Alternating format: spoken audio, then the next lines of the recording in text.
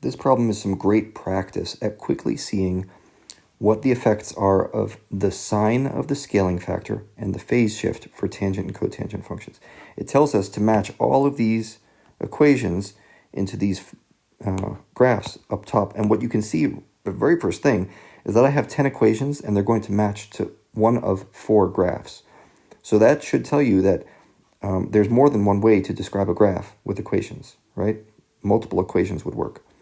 So let's just start with, you know what? I want to start with this one down here, tangent. Okay, it's just a nice, simple parent function. Nothing has changed. This should be a quick one. You can see that the tangent function is right here. If you recognize the shape of the tangent function and the fact that its phase shift is describing the center point. If there is no phase shift, then the center point is at 0. So that one would be D. And let's move to another one. Likewise, you could do that with cotangent, but let's talk about negative tangent. Okay, where's this guy? Well, negative tangent is going to be the same as tangent, no phase shift, but it's flipped upside down. So you can see that right here in this picture. So that one would be B. What else am I looking for? Let's talk about a phase shift.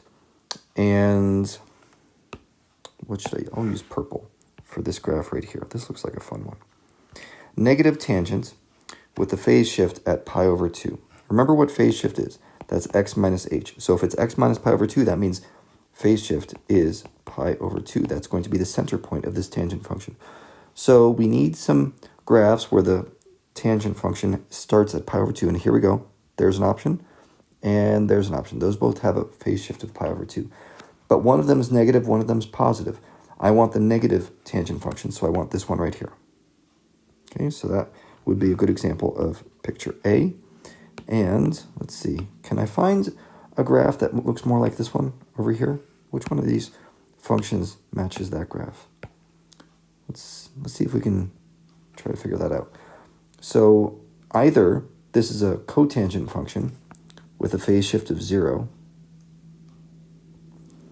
Okay, let's actually use that. A cotangent function with a phase shift of 0. But if you notice, it's not going downward in slope like a normal cotangent function. This one has been flipped upside down.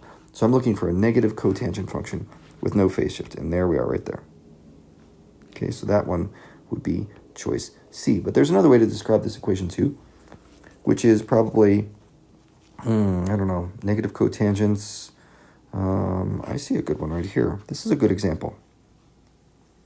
What does it mean when your phase shift is pi? Well, if you remember, that's going to point us to a starting point right here. But that's exactly the same graph. When your phase shift is equal to your period, that means you can basically ignore it. Okay? Or if you don't want to think about it that way, just think of it as this function right here. Okay? Which is on the same graph.